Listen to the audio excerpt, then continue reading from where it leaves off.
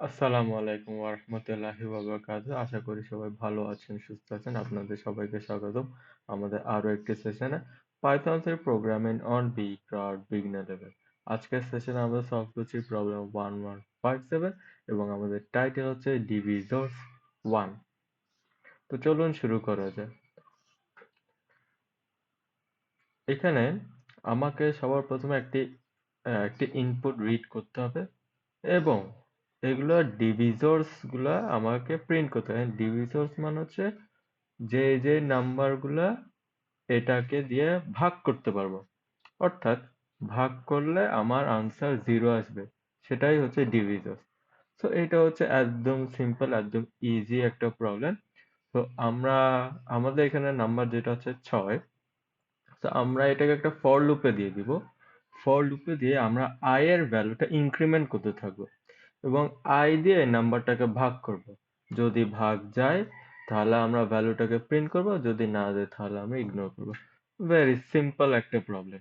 তো চলুন আমরা এক নজরে দেখে আসি আমাদের প্রোগ্রাম ফ্লো চার্ট। তো আমি একটা ইনপুট পড়ব। ইনপুট পড়ার পর এখানে আমি একটা ফর লুপ দিব। ফর লুপের রেঞ্জ হবে 1 থেকে n+1। এখন কথা হচ্ছে n+1 কেন? কারণ n+1 মানে হচ্ছে এখানে ফর এক্সাম্পল আমাদের 6 দিয়ে 7 পর্যন্ত কাউন্ট হবে, বাট আমরা জানি ফর লুপ সবসময় লাস্ট ভ্যালু থেকে কম পর্যন্ত ইটারেট করে থাকে, এই কারণে n+1। এরপর যদি ভাগ যায় তাহলে আমরা সিম্পলি এটা প্রিন্ট করে ফেলবো। Very simple. তো চলুন আমরা কোডে যাই।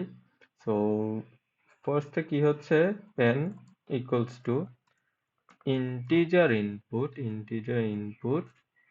এবার হচ্ছে আমরা কি করব, একটা for loop for I in range 1 থেকে n+1।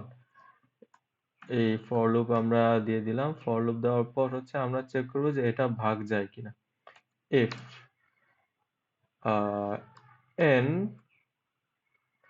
shift percent I is equal to 0, এর মানে হচ্ছে এই নাম্বারটা যদি i দিয়ে ভাগ যায়, ভাগ দিয়ে মানে এখন আমরা বুঝবো কেমনে যে এটা ভাগ গেছে, সেটা হচ্ছে আমাদের রিমাইন্ডার থাকবে না।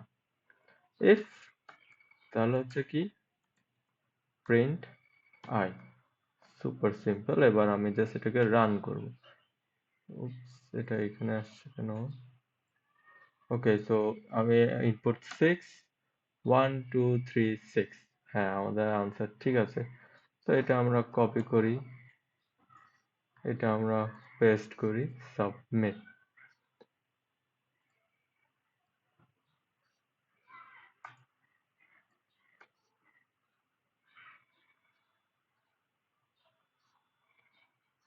একদম সুপার সিম্পল একটা প্রবলেম ছিল। তো আজকের জন্য এতটুকুই। আগামীকাল আপনাদের সাথে ইনশাল্লাহ দেখা হচ্ছে এবং এটার পরের থেকে যে প্রবলেমগুলো ওগুলো একটু ডিফিকাল্ট হওয়া শুরু করবে, কিন্তু কোর কনসেপ্ট হচ্ছে এটাই থাকবে।